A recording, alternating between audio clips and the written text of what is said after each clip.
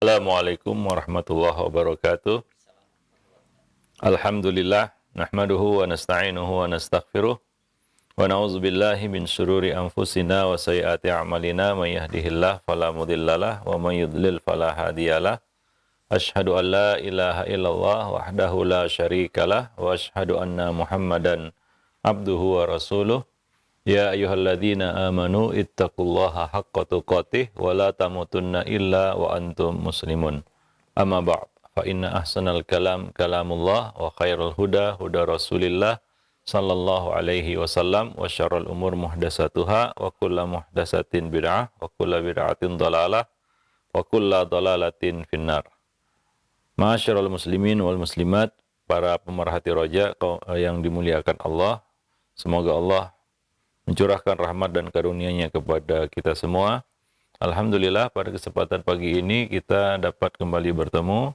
Kita masih bersama buku Mencetak Generasi Rabbani. Kita sampai pada bab lampiran, poin yang keempat, yaitu di sini kita lampirkan beberapa kisah-kisah sahih untuk anak-anak saleh. Salah satu metode yang digunakan Allah Subhanahu wa taala untuk memberikan ilmu dan pelajaran kepada manusia atau ibrah adalah dengan menceritakan kisah-kisah.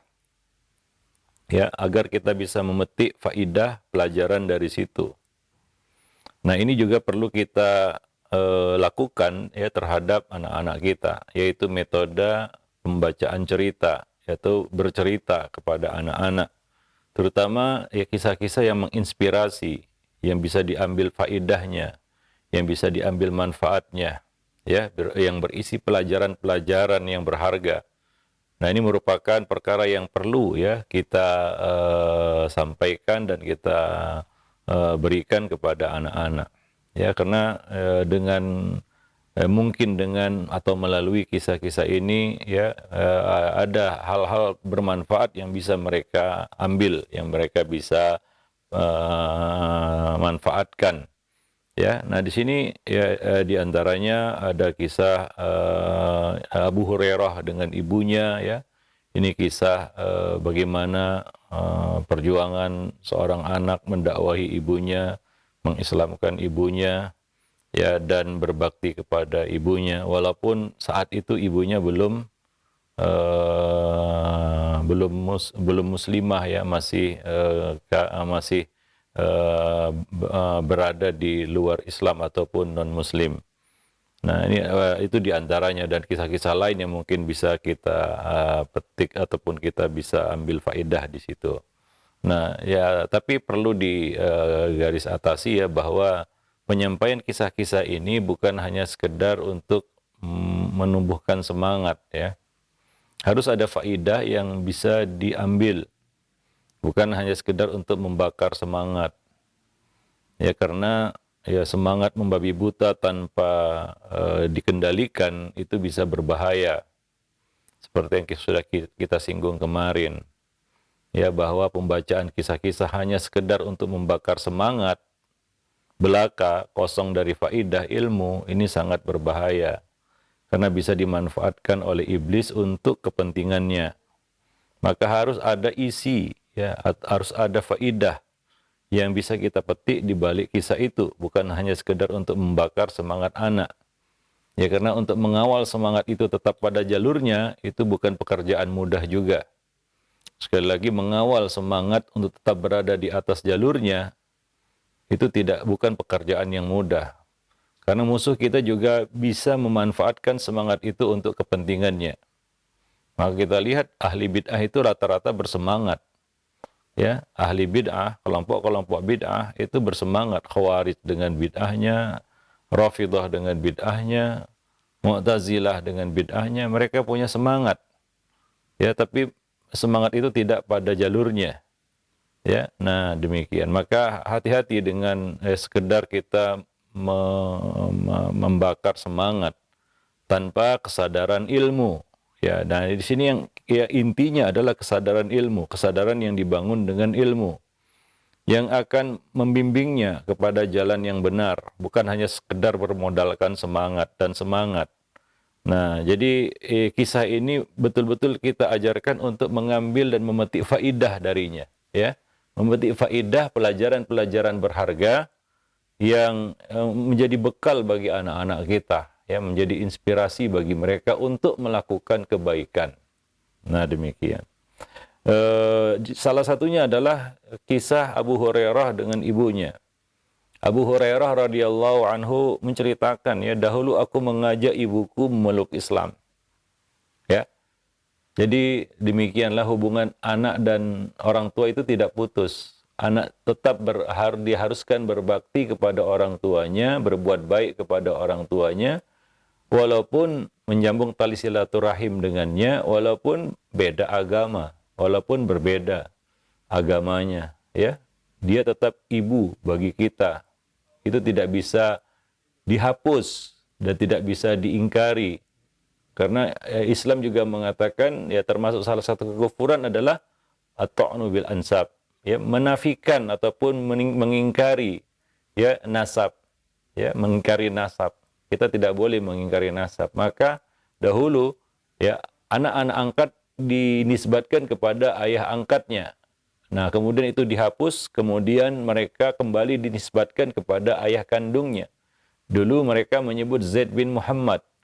Namun ketika turun, ud'uhum li abaihim, panggillah mereka dengan nama sebutan nasab bapak-bapak mereka, maka kembali Zaid dipanggil Zaid bin Harithah. Nah, demikian. Ini tidak boleh, ya, diputus, ya, bagaimanapun kondisinya. Nah, demikian. Dan tentunya di sini Abu Hurairah merasa ada tanggung jawab, ya, kepada ibunya untuk mendakwahi, untuk mengajak ibunya kepada Islam. Ini satu, ya, kita katakan kisah yang luar biasa sebenarnya. Karena ketika itu, kata beliau, ia masih musyrik. Aku mendakwahinya. Ya, aku mendakwahinya. Nah, ini salah satu kewajiban, ya, kita adalah mendakwahi anggota keluarga. Wa anzir ashiratakal aqrabin. Berilah peringatan kepada karib kerabatmu yang terdekat. Apalagi ini adalah, ya, ibu, ya. Nah, demikian. Aku mendakwahinya, lalu aku mendengar perkataannya yang tidak enak mengenai Rasulullah. Mungkin mencela ibunya, mencela Nabi SAW karena dia masih musyrik. Tapi di sini tidak lalu lantas muncul kebencian ataupun reaksi yang berlebihan dari Abu Hurairah. Ya, ia tetap sabar, ya, ia tetap mendakwahi ibunya walaupun ia bersedih karena respon, ya, dari ibunya seperti itu. Tapi ia tidak lantas membenci ibunya itu, apalagi mengucapkan kata-kata yang tidak pantas atau menghardik, membentak, tidak, ya. Nah, jadi kewajiban kita hanyalah mendakwahi, menyampaikan, ya. Nah, hidayah bukan di tangan kita, bukan milik kita juga, dan kita tidak bisa memberikan hidayah kepada siapa yang kita cintai. Innaka la tahdi man ahbabta, walakinnallaha yahdi man yasha. Akan tetapi jelas Abu Hurairah sangat bersedih dengan itu. Maka beliau mengatakan, aku pun menemui Rasulullah dalam kondisi berlinang air mata. Ya, karena seperti itu, ya. Luar biasa, ini bisa sabar, ya. Ya, bersedih, iya. Tapi ia mengadukan kesedihannya kepada Allah Subhanahu wa taala. Tidak melampiaskannya kepada ibunya, walaupun yang mencela itu ibunya, ya. Nah, tapi ia tidak lantas memberikan reaksi yang berlebihan, ya. Mungkin kalau kita kehilangan kesabaran lalu kita pun membalas hinaan itu, ya. Nah, demikian. Tapi ini tidak dengan Abu Hurairah. Beliau sedih, iya, sampai beliau menangis. Cuma beliau mengadukan itu, ya, kepada Allah, dan beliau mendatangi Nabi dan mengadukan itu kepadanya. Wahai Rasulullah, aku mengajak ibuku memeluk Islam, namun ia menolak mentah-mentah ajakanku. Dia tidak mau menerimanya. Bahkan saat aku mendakwahinya, aku dengar perkataannya yang tidak mengenakkan tentang dirimu. Mohonlah kepada Allah agar memberi hidayah bagi ibuku. Ya, jadi coba lihat, ya, Abu Hurairah tidak putus asa dalam mendakwahi ibunya. Segala ikhtiar yang bisa ditempuh, ia tempuh. Termasuk doa. Bukan doanya saja, tapi doa orang saleh. Ya, ya, segala celah yang ada dimasuki, segala jalan yang ada dilalui. Ya, selama ikhtiar itu ikhtiar yang dibolehkan, maka beliau melakukannya. Ini bukti kesungguhan dan keseriusan Abu Hurairah untuk mendakwahi ibunya. Ya, perlu kita ketahui bahwa mendakwahi karib kerabat terdekat itu tentunya lebih sulit daripada mendakwahi manusia, mendakwahi orang lain. Ya, karena hubungan kita dengan mereka dan juga pengetahuan mereka tentang diri kita. Nah, ini kadang-kadang menjadi ganjalan ketika kita berbicara kepada mungkin istri sendiri, anak sendiri, orang tua sendiri, saudara sendiri, ya paman dan bibi sendiri. Ya, kenapa? Karena mereka adalah orang-orang yang berhampiran hidupnya dengan kita, yang bersinggungan hidupnya dengan kita. Sedikit banyak mereka tahu tentang kita. Dan ketika kita mendakwahi mereka, ini bukan perkara yang mudah untuk diterima. Walaupun ada hubungan kekerabatan, ada hubungan kekeluargaan, tidak lantas mudah untuk didakwahi. Maka dari itu, Allah menguji para nabinya dengan orang-orang yang ada di sekitarnya, ataupun orang-orang yang mereka cintai. Seperti Nabi Nuh diuji dengan anaknya. Ya, Nabi Lut diuji dengan istrinya. Nabi Yusuf diuji ya dengan saudara-saudaranya. Nabi kita Muhammad SAW diuji dengan paman-pamannya. Yang mana mereka ini adalah orang-orang dekat, karib kerabat. Ya, tapi itu bukanlah perkara yang mudah untuk mendakwahkan kebaikan Islam ataupun sunnah kepada mereka. Jadi di sini kita lihat kesabaran Abu Hurairah, satu. Kesungguhannya, keseriusannya, dua. Ya, dan dia tidak bereaksi yang berlebihan ketika dakwah itu belum diterima, ya. Masih menolak, artinya belum menerima. Tapi jangan berputus asa, terus mendakwahi mereka. Kita nggak tahu momen ya di mana Allah buka pintu hati mereka. Ya. Kita tidak tahu bilakah momennya Allah membuka pintu hati mereka dan mereka menerima hidayah itu. Mereka menerima hidayah itu. Itu rahasia Allah Subhanahu wa taala. Yang menjadi kuasa di tangan kita adalah hidayatul irsyad wal bayan. Yang Allah sebutkan di dalam di dalam kitabnya, wa innaka latahdi ila siratim mustaqim. Sungguh engkau wahai Muhammad benar-benar menunjuki manusia kepada jalan yang lurus, yaitu mendakwahi mereka dengan sungguh-sungguh, membimbing mereka dengan sungguh-sungguh. Ya. Adapun hidayatul taufik wal ilham ini bukan di tangan kita, itu di tangan Allah Subhanahu wa taala. Allah yang memberikan hidayah siapa yang dikehendakinya. Ya, bagaimanapun hebatnya dakwah kita, bagaimanapun intensnya dakwah kita, sungguh-sungguhnya kita mendakwahinya, kalau Allah belum kasih hidayah kepadanya, dia tidak akan nerima. Ya, jadi hidayah itu Allah yang beri, bukan manusia. Allah mengatakan, innaka la tahdi man ahbabta walakinallaha yahdi may yasha. Engkau tidak bisa memberi hidayah kepada orang yang engkau cintai, tapi Allah memberikan hidayah kepada siapa yang dikehendakinya. Maka di dalam berdakwah, ya jangan lupa juga faktor doa. Minta kepada Allah Subhanahu wa taala. Baik kita minta langsung ataupun minta doa kepada orang soleh. Ya, ini termasuk tawasul yang dibenarkan ya, tawasul dengan doa orang-orang soleh yang masih hidup. Ya mudah-mudahan itulah jalannya, itulah sebab ya orang itu menerima hidayah, dibuka pintu hatinya oleh Allah Subhanahu wa taala. Sering kita sampaikan, jangan paksakan hidayah itu harus diterima dari lisan kita. Seolah-olah nggak sah kalau hidayah itu tidak diterima dari lisan kita.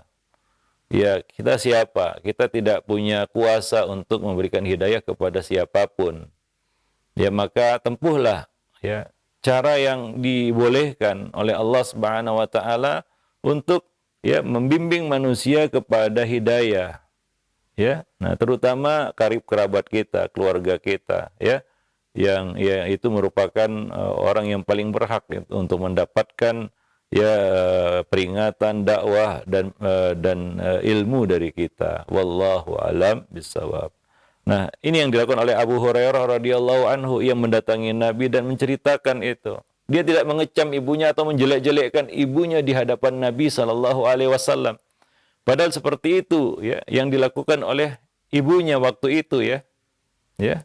Nah, beliau tidak mau menjelek-jelekkan ibunya di hadapan Nabi, ya begitulah yang terjadi ya. Ya, ibunya masih menolak dan dia sangat ingin agar ibunya itu menerima hidayah. Maka ia pun berkata kepada Nabi, "Ya Rasulullah, ya, mohonlah kepada Allah agar memberi hidayah bagi ibuku, untuk ibuku." Dan Rasulullah mengabulkan permintaan itu. Ya, ini coba lihat ikhtiar meminta doa kepada orang soleh ya, ini seorang nabi ya. Abu Hurairah hidup di masa Nabi hidup ya, tapi tidak lantas ya usaha pertama adalah mendatangi Nabi minta doa, tidak. Ini juga harus diperhatikan ya. Nah, apakah Abu Hurairah langsung mendatangi Nabi tanpa melakukan ikhtiar berdakwah, membimbing, lalu datang kepada Nabi dan minta doa, kan doa Nabi kan makbul ya, selesai urusan, nggak usah susah-susah, repot-repot, tidak ya. Nah ya belum tentu juga Nabi akan mendoakan kalau ternyata seperti itu ya. Nah Nabi melihat kesungguhan Abu Hurairah yang menceritakan, aku mengajak ibuku meluk Islam sampai ya ibunya itu mencela Nabi sallallahu alaihi wasallam. Ya artinya apa? Ya, dakwah Abu Hurairah itu sungguh-sungguh. Ya, beliau mendakwahinya dengan sungguh-sungguh. Ya, saking sungguh-sungguhnya ya ibunya itu memberikan respon yang negatif. Mencela Nabi sallallahu alaihi wasallam menunjukkan ya titik klimaksnya ya. Ya seorang yang didakwahi terus akhirnya ya mungkin dia juga kesel ya. Ibundanya Abu Hurairah hingga mencela Nabi. Ini menunjukkan kita katakan ikhtiar yang maksimal yang dilakukan oleh Abu Hurairah sebelum sampai kepada puncak ikhtiar, yaitu berdoa, terutama minta doa kepada Nabi sallallahu alaihi wasallam. Ya, nah demikian. Nah, sebagian orang mungkin tidak, malas mendakwahi keluarganya lalu datang ke ustadz minta doa kan begitu ya. Ya, belum lagi dia melakukan tugas dia mendidik, membimbing, mendakwahi, dia langsung to the point ya. Ustadz, doakanlah ibu saya, ayah saya, dan lain sebagainya. Sementara dia belum melakukan dakwah itu.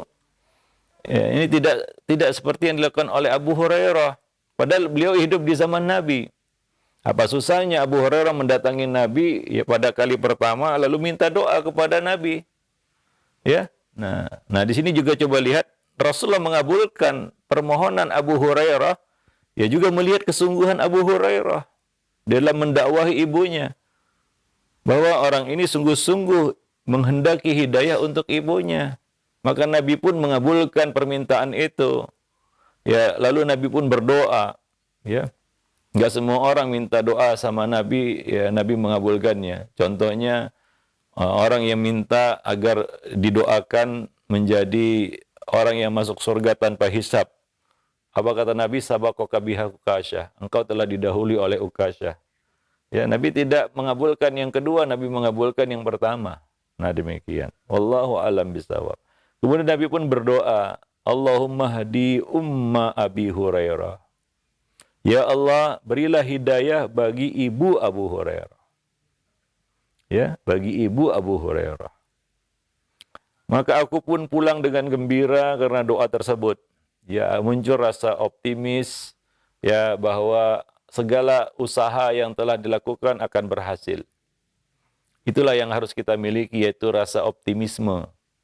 Ya, nah kita serahkan urusan kepada Allah setelah kita melakukan ikhtiar. Ya, kita serahkan urusan kepada Allah Subhanahu wa taala, karena hakikatnya ya kita hanya menunggu kunnya Allah Subhanahu wa taala. Ya, bilakah Allah mengatakan kun fayakun, kan begitu ya, maka terjadilah.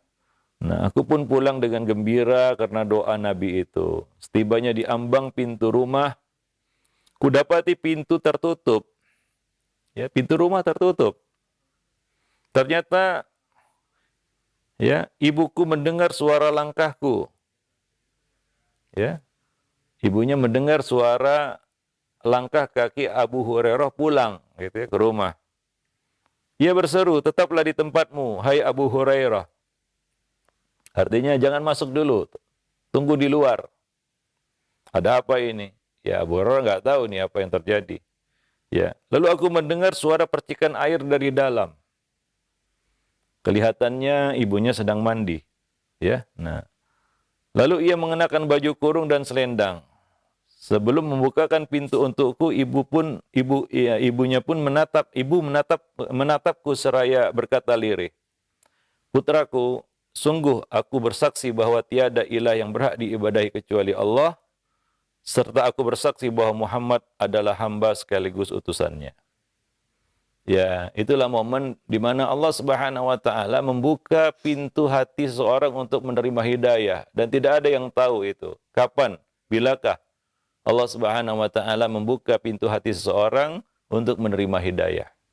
Maka ketika kita menasehati anak kita, menasehati istri kita, suami kita, orang tua kita, kita harus sabar ya, karena tawasi itu harus bisabri, bil haqqi dan bil marhamah. Tiga unsur itu harus ada.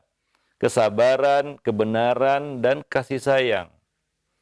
Bahwa hakikat nasihat itu adalah ketulusan, bahwa sayang kita kepada orang yang kita nasihati. Ya, maka perlu sabar. Kenapa? Karena keputusan bukan di tangan kita. Harus benar. Kenapa? Jangan sampai nasihat itu justru menjerumuskan karena ternyata nasihatnya tidak benar. Nasihat yang batil, yang berisi kebatilan, kemungkaran, ya, kesalahan. Ya, dipastikan nasihat yang benar. Ya, harus sabar. Kenapa? Karena keputusan bukan di tangan kita. Harus dengan kasih sayang. Kenapa? Itulah ikhtiar yang paling mungkin bisa diterima. Ya, paling mungkin bisa diterima oleh orang yang kita nasihati, yaitu dengan kasih sayang, bil marhamah. Ya. Nah, mungkin ada yang berpikir, kalau saya kerasi tanpa kasih sayang, tanpa kelembutan, mungkin dia akan takut dia nerima. Itu kan waham kita ya. Ternyata diterimanya sebuah nasihat yang paling mendekati, ya. Cara yang paling mendekati untuk diterimanya sebuah nasihat adalah dengan lemah lembut dan kasih sayang. Oleh karena itulah Allah Subhanahu wa taala memerintahkan kedua nabinya, yaitu Musa dan Harun, untuk berkata dengan kata-kata yang lemah lembut. Faqula lahu qaulan layyina. Kepada siapa? Kepada Fir'aun. Dan itu pula opsi yang dipilih oleh Nabi Nuh ketika mendakwahi anaknya untuk terakhir kalinya. Ketika anak itu tidak mau naik ke atas perahu, Nabi Nuh tetap memilih cara lemah lembut, penuh kasih sayang. Ya bunayyar kam ma'ana. Ya. Nah, itu ikhtiar yang paling mendekati diterimanya sebuah nasihat.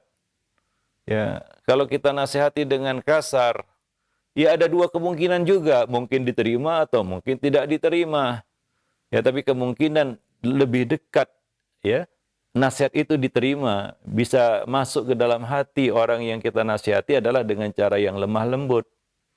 Yaitu formula yang Allah Subhanahu wa taala sampaikan kepada kita.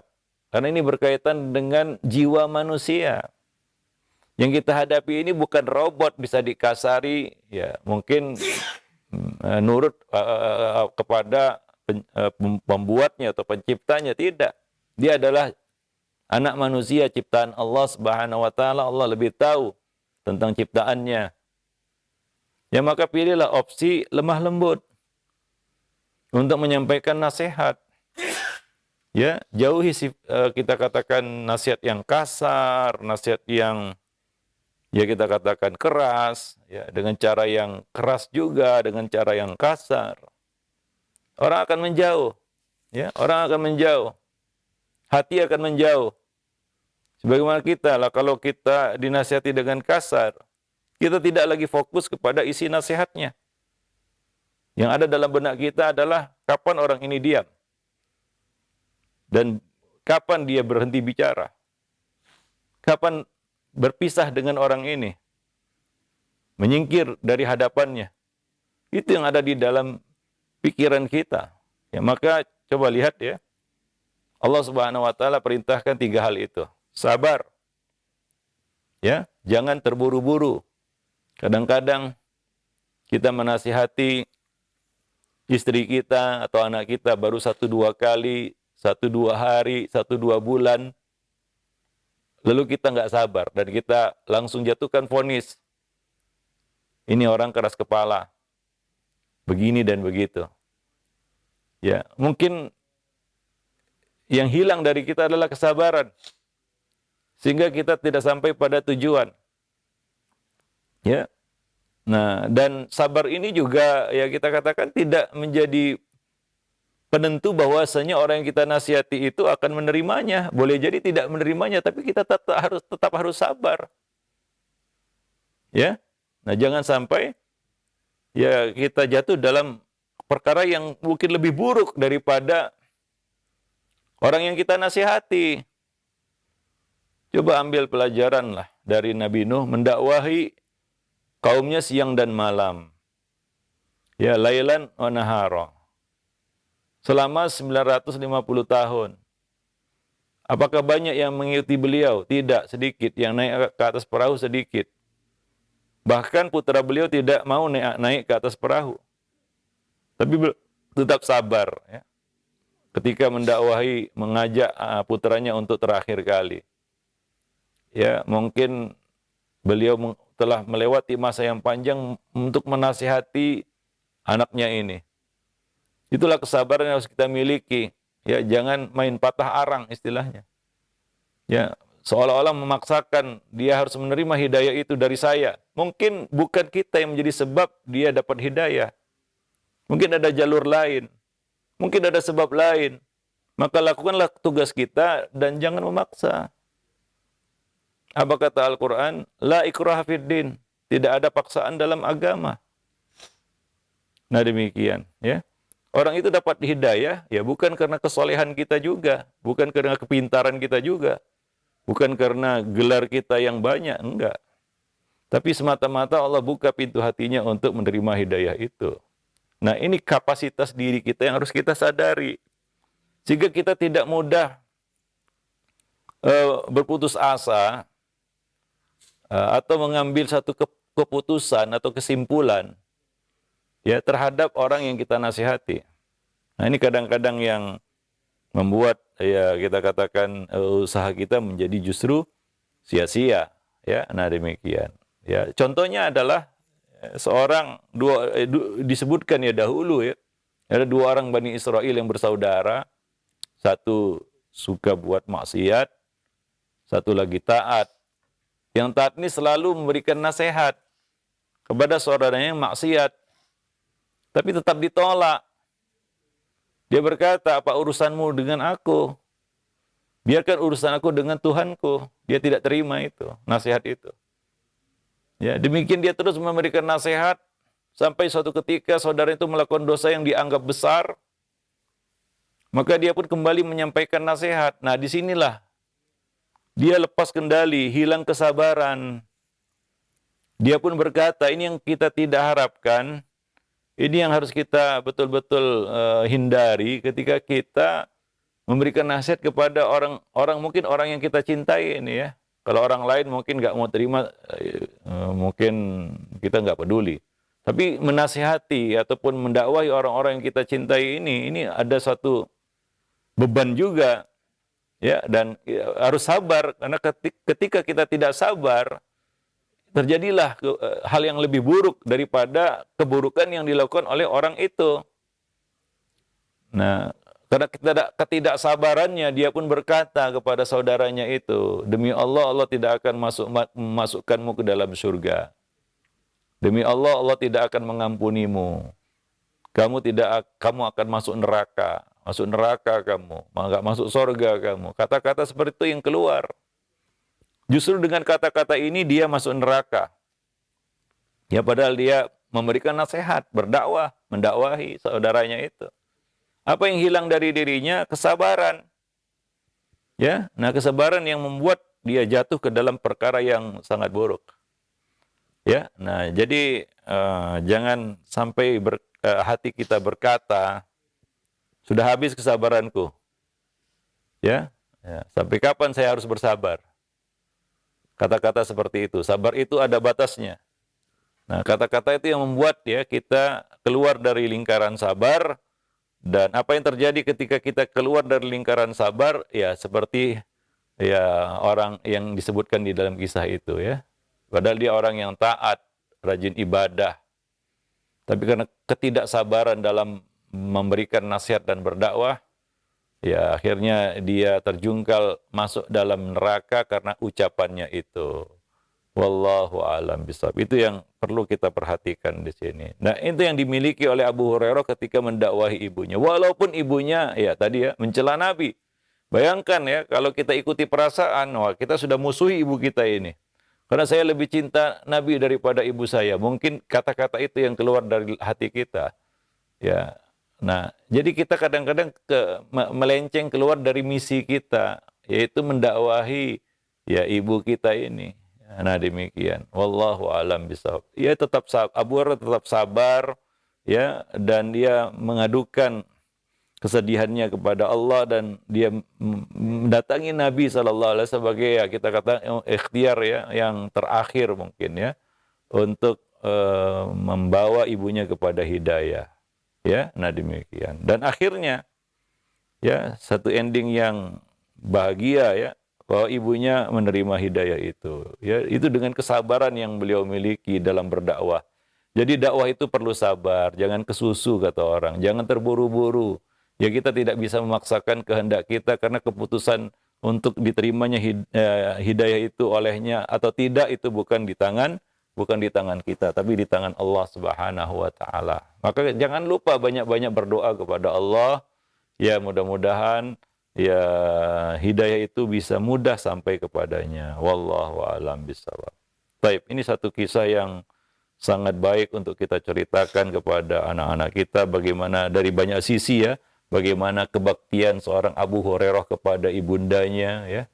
Ini kepada ibundanya yang waktu itu ya belum muslim ya, bagaimana kebaktian ya seorang anak kepada ibunya yang muslimah ya, seorang muslimah ya, tentunya ada hak yang lebih besar lagi di situ ya, sebagai orang tua yang melahirkan dan juga sebagai seorang muslim. Nah demikian, wallahu a'lam bishawab. Nah kemudian juga kesabaran Abu Hurairah di dalam berdakwah, ini bisa kita petik dari kisah ini ya, agar ketika nanti anak-anak kita dewasa, dia menjadi pemimpin rumah tangga atau menjadi ibu rumah tangga, dia punya kewajiban mendakwahi keluarga, dia bisa sabar, tidak terburu-buru, tidak memaksakan hidayah itu harus diterima hari itu juga, saat itu juga. Kadang-kadang perlu proses yang panjang ya, tidak singkat ya. Nah itu bukanlah suatu kegagalan ataupun kehebatan, wah dia dua kali ngomong orang lain bisa terima hidayah ya, bukan itu ya. Maka para nabi dan rasul itu perlu waktu yang panjang. Itu nabi dan rasul ya. Apa susahnya bagi Allah Subhanahu wa taala agar para nabi dan rasul sekali ngomong orang terima hidayah? Bisa aja. Tapi nabi sendiri perlu waktu 23 tahun. Yang lebih panjang dari itu karena usianya, umur mereka lebih panjang adalah Nabi Nuh. Siang malam mendakwahi kaumnya selama 950 tahun. Ya. Nah, dan ya kita katakan nabi-nabi lainnya yang juga kita katakan memerlukan waktu yang panjang untuk mendakwahi kaumnya. Ya. Nah, demikian. Dan bahkan ada nabi ya yang berdakwah ya kepada kaumnya, pada akhirnya tidak ada satu orang pun yang mengikutinya. Ada nabi tanpa pengikut, dan ini bukan kegagalan ya. Nah demikian, wallahu a'lam bishawab. Baik, jadi itu yang perlu kita ambil faedah di sini ya, bagaimana kesabaran ya Abu Hurairah di dalam mendakwahi ibunya. Ya itulah yang akan menghasilkan konsistensi ya di dalam amal soleh. Kesabaran ini akan membuahkan konsistensi kita di dalam beramal saleh. Bahwa amal kita itu tidak mudah kita tinggalkan. Ya, itu perlu kesabaran. Maka dari itu Allah mengatakan ista'inu bis sabri. Ya, Mintalah bantuan dengan apa? Pertama sabar. Bisabri, kemudian as-salah. Salat itu hubungan kita dengan pencipta. Sabar itu hubungan kita dengan diri kita sendiri. Faktor internal itu sabar. Ya. Di samping itu kita perlu hubungan kepada pencipta Allah Subhanahu wa taala. Ya, karena sabar itu salah satu ya hal yang perlu kita bina di dalam kesabaran itu adalah sabar di dalam menerima takdir Allah Subhanahu wa taala. Ya, menerima takdir Allah Subhanahu wa taala. Kalau takdir yang baik, mungkin tidak susah untuk bisa menerimanya. Bahkan manusia semuanya menerima takdir yang baik. Takdir kan ada dua, kata Nabi. Ya, khair wa syarr. Yang kita harus latih, ya, bahkan melatih anak-anak kita dari kecil adalah bisa menerima takdir yang buruk. Ini bagian yang tersulit di dalam beriman kepada takdir, yaitu bisa menerima takdir yang buruk. Ya, takdir yang buruk itu diantaranya adalah terjadi sesuatu yang tidak kita inginkan. Kita ingin ibu kita menerima hidayah, tapi dia tidak kunjung menerima hidayah. Ya, nah kita harus bisa menerima hal-hal yang ya kita katakan tidak kita inginkan. Ya, demikian. Nah itu perlu kesabaran tentunya. Ya, maka mintalah bantuan dengan sabar. Ya, karena sabar itu adalah kunci kemenangan sebenarnya. Ya. Nabi mengatakan innaman nasru ma'as sabri. Sesungguhnya kesabaran kemenangan itu bersama kesabaran. Ya, nah demikian. Nah, jadi ya yang kita perlukan hanyalah bersabar sebenarnya di dalam, terutama di dalam berdakwah ya kepada agama Allah, mengajak manusia kepada agama Allah, kita perlu kesabaran. Jangan sampai hilang kesabaran. Berbahaya seperti yang kisah yang disampaikan Nabi SAW tentang ya, dua orang Bani Usar yang bersaudara tadi. Karena kehilangan kesabaran, ya dia pun mengucapkan kata-kata yang membuat dia terjungkal masuk ke dalam neraka. Apa kata Abu Hurairah yang meriwayatkan hadis itu? Sungguh, ya dia sungguh yang jiwa Abu Hurairah berada di tangannya, yaitu demi Allah yang jiwa Abu Hurairah berada di tangannya. Laqad qala kalimatan aw baqat biha dunyahu wa akhiratahu. Dia telah mengucapkan satu kalimat yang menghancurkan dunia dan akhiratnya. Ya, menghancurkan dunia dan akhiratnya. Ya, semua itu gara-gara nggak sabar. Nah, ini mungkin yang perlu kita petik, ya faedah yang terpenting yang bisa kita petik dari kisah tersebut. Ya, kesabaran Abu Hurairah di dalam mendakwahi ibunya. Tidak putus asa.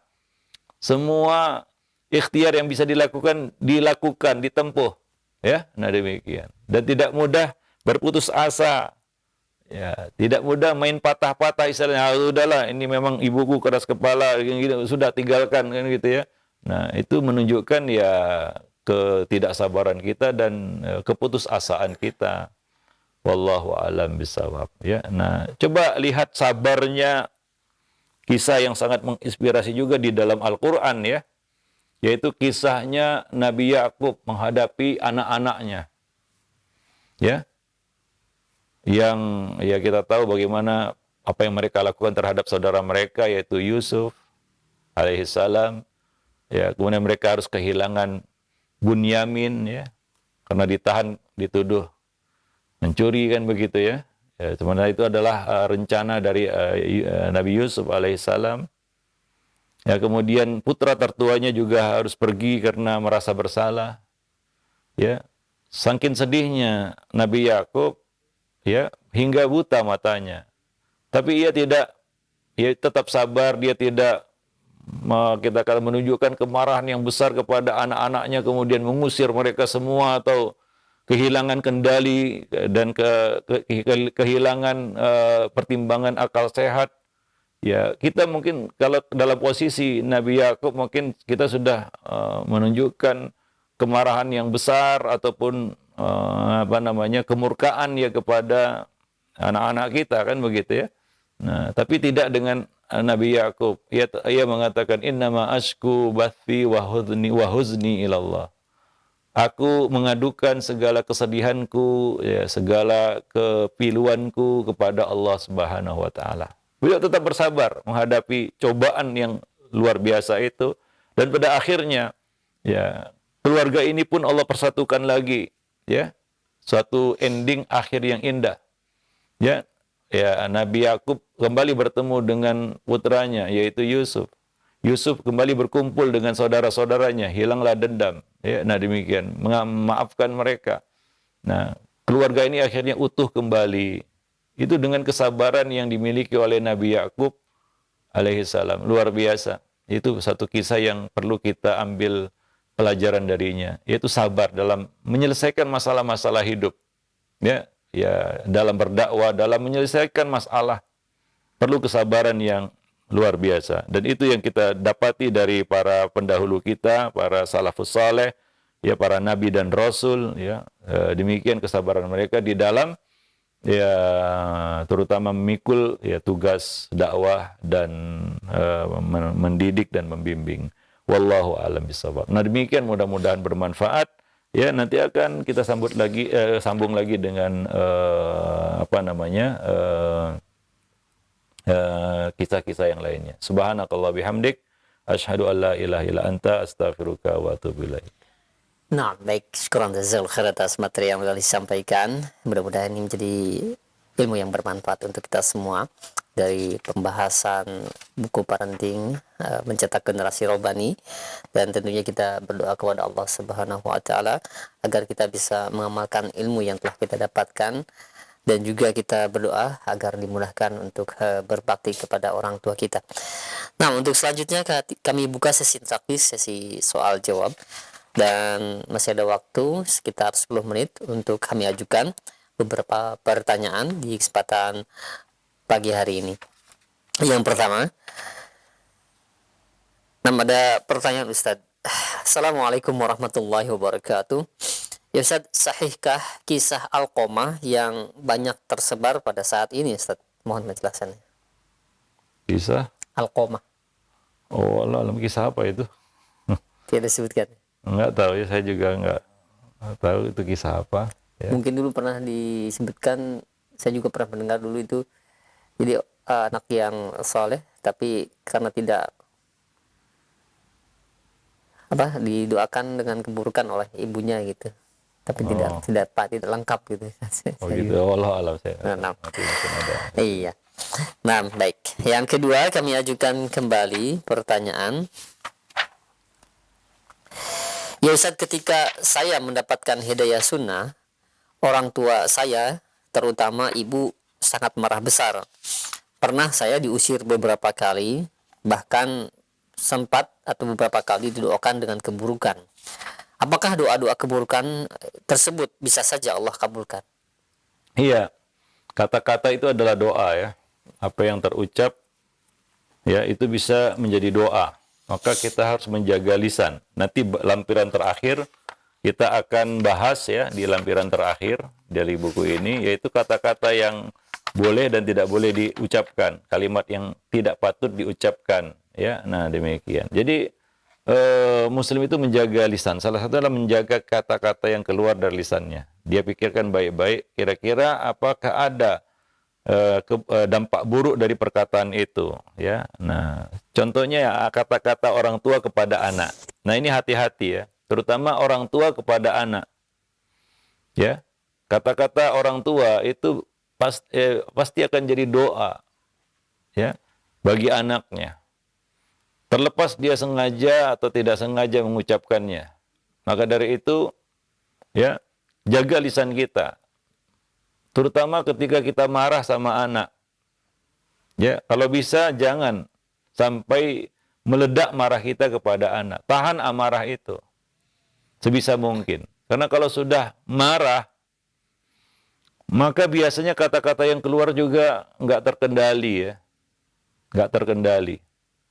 Ya, doa-doa yang buruk, ya, gelar-gelar yang buruk, ya. Bahkan kadang-kadang kata-kata yang isinya itu sepertinya ya mengingkari takdir, ya, menggugat takdir.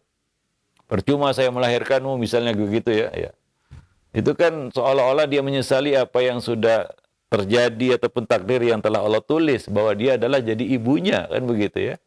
Nah, kadang-kadang muncul kata-kata seperti itu yang setelah reda amarahnya baru dia menyesali itu. Tapi kata-kata itu sudah tertulis. Ya sudah naik ke langit.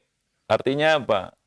Ya boleh jadi ada malaikat yang mengaminkannya dan terkabullah apa yang dikatakannya. Maka banyak orang-orang yang termakan ucapannya sendiri. Ya, padahal dia mungkin tidak sengaja mengontarkan kata-kata itu.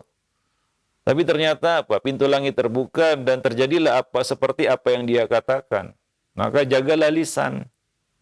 Ya, itu yang paling berat mungkin ya, menjaga lisan ini karena dia tidak bertulang, mudah digerakkan dan dia bergerak lebih cepat daripada apa yang kita pikirkan.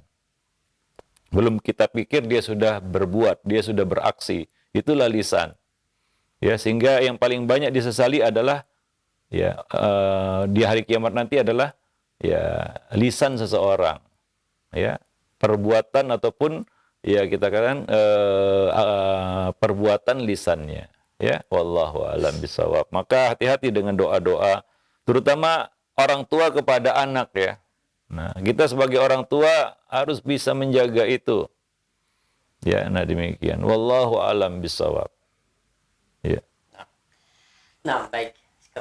Atas jawaban oleh Ustaz demikian. Dan selanjutnya kami ajukan kembali pertanyaan. Ya Ustaz, bagaimana dengan budaya sungkeman anak untuk meminta restu kepada orang tua di saat hari raya dan juga pada saat hari pernikahan?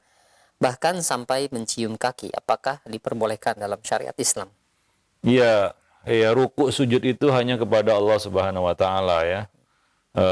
Kalaupun itu ada pada agama ataupun syariat terdahulu, tidak untuk syariat Muhammad sallallahu alaihi wasallam. Syariat terdahulu iya menjadi syariat kita jika tidak bertentangan dengan syariat kita. Itu kaedahnya ya di dalam salah satu sumber hukum ya di dalam Islam adalah syariat terdahulu selama tidak bertentangan dengan syariat Muhammad sallallahu alaihi wasallam, syariat agama yang dibawa oleh Muhammad sallallahu alaihi wasallam. Ya kalau bertentangan maka tidak dibenarkan.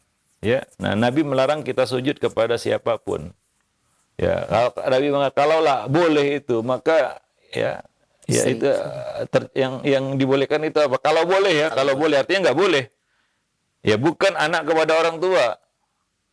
Bukan anak kepada orang tua, tapi apa? Istri kepada suami. Bukan anak kepada orang tua. Ya. Ya, Nabi menyebutkan seorang istri sujud kepada itu kalau boleh. Tapi ya tidak boleh kan begitu ya, itu dilakukan. Nah demikian. Karena rukuk dan sujud itu adalah salah satu ya bentuk ibadah yang tidak boleh diberikan kecuali kepada Allah Subhanahu wa taala. Nah demikian. Wallahu a'lam. Ya, tidak harus dengan cara itu kan begitu ya. Nah, untuk menunjukkan hormat dan memuliakan orang tua dan menghormati orang tua bukan harus dengan cara yang seperti itu. Wallahu a'lam bishawab. Nah, ya baik demikian ya atas jawabannya dari para penanya. Dan selanjutnya ada pertanyaan Ustadz. Ya Ustadz, saya memiliki 2 anak perempuan yang usianya 14 dan 12 tahun. Alhamdulillah kedua anak kami sekolah full day di salah satu pondok tahfidz di kota kami. Yang menjadi masalah adalah anak kami yang sulung, yang agak sulit dinasihati, yang umur 14 berarti. Masalah sekolah, disuruh sekolah marah-marah, setiap nasihat yang diberikan baik dari ana maupun dari abinya pasti dilawan. Dia sudah kecanduan gadget karena akibat dari sekolah daring kemarin lebih setahun belajar lewat HP. Kami sudah pernah mengambil HP-nya, yang terjadi dia malah mengamuk seperti orang kesurupan, teriak-teriak sampai terdengar oleh tetangga. Kami menjadi malu. Dia sepanjang hari di dalam kamar bermain dengan gadget terus tanpa ingat waktu. Kami diamkan, malah dia semakin menjadi-jadi. Tidak sulit untuk disuruh makan dan juga sulit untuk disuruh untuk sholat. Dan kadang dia sekolah juga tidak mandi. Apa yang harus kami lakukan, Ustaz? Ya, ini salah satu dampak ya pandemi adalah ya pendidikan anak-anak yang terganggu ya. Ya kita katakan belajar daring itu darurat lah ya. Kalau dalam kaidah fikihnya itu darurat ya. Yang sebenarnya tidak harus seperti itu kan begitu ya. Tidak seperti itu seharusnya ya. Tapi ya karena terhalang pandemi ini ya mau tidak mau begitulah anak-anak menjalani ya proses belajar mengajar ya. Nah demikian. Tapi ya tentunya kalaulah itu dikategorikan darurat ya, darurat itu tuqaddaru biqadariha, itu kaedahnya. Darurat itu harus disesuaikan dengan kadarnya ya. Harus apa ya, kita kata dibatasi dengan kadarnya, yaitu kita tidak boleh menjadikan darurat itu sebagai kita katakan alasan untuk ya melegalkannya untuk kita dan kita bergantung kepadanya ya. Nah, dibolehkan makan bangkai ketika tidak ada makanan untuk menyambung jiwa, iya. Tapi jangan sampai itu jadi makanan yang kita doyani begitu ya. Saya doyan makan bangkai jadinya. Tidak, itu kan tuqaddaru biqadariha. Sekadar untuk menyambung hidup saja gitu ya. Bukan sampai kita ya kecanduan makan itu kan begitu. Nah, ini yang perlu kita perhatikan. Demikian juga anak-anak di sini ya. Walaupun dia belajar daring ya, tapi tetap harus dibatasi ya. Sebatas ya kita katakan waktu belajar saja. Setelah itu ya mungkin itu bisa dijauhkan benda itu dari mereka. Ya, nah demikian.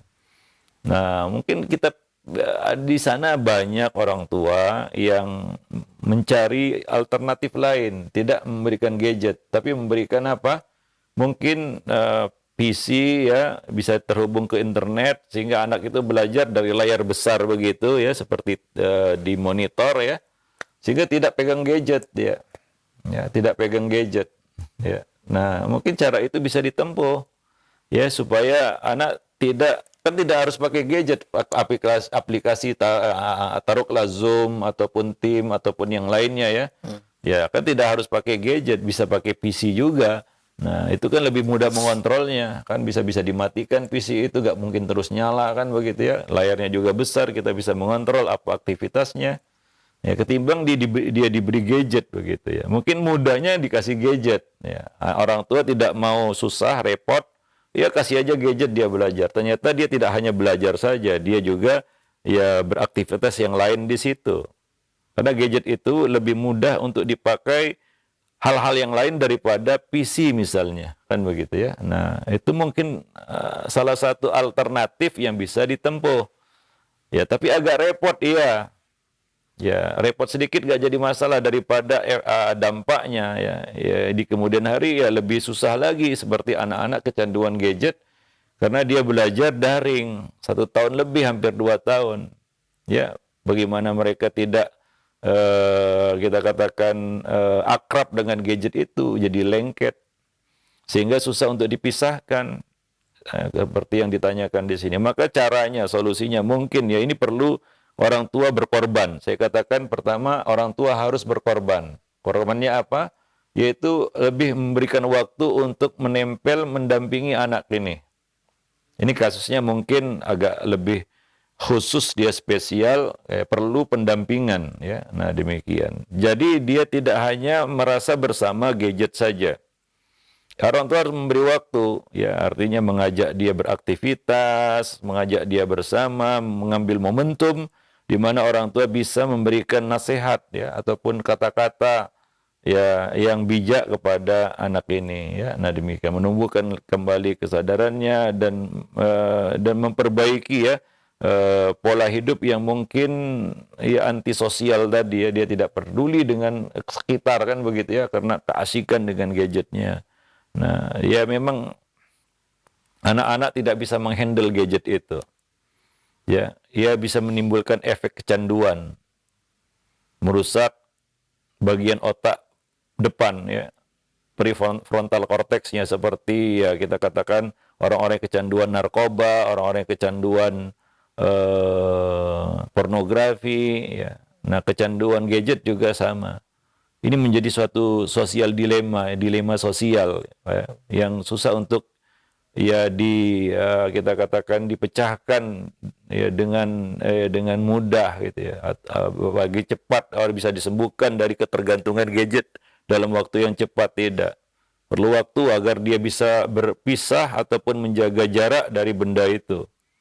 Ditambah lagi kesulitan kita dalam memberikan contoh kepada anak-anak. Karena kita mau nggak mau ya pegang gadget juga kan begitu ya. Karena urusan pekerjaan ini dan itu. Ya wallahu alam bisawab. Sehingga ya kita katakan pembuatnya sendiri ya membuat aplikasi ataupun apa, menyebut bahwa mereka telah membuat monster yang monster itu menerkam diri mereka sendiri. Ya, dan di luar kendali mereka lagi. Itu yang membuat aplikasi-aplikasi itu. Ya, yang ya kita katakan begitulah. Ya, kehidupan hari ini nggak sama dengan kehidupan 10-20 tahun yang lalu. Ini harus kita sadari, nggak bisa kita banding-bandingkan. Kalau kita hari ini jadi anak-anak mungkin juga tidak tidak lebih baik dari mereka ya, begitu ya. Mungkin ya. Karena kita waktu kanak-kanak kan tidak mengenal hal-hal seperti itu.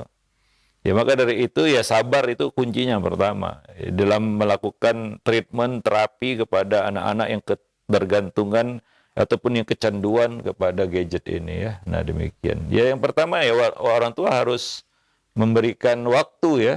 Ya, ini yang paling penting sebenarnya. Kata-kata sepintas kemarahan sesaat tidak menyelesaikan masalah.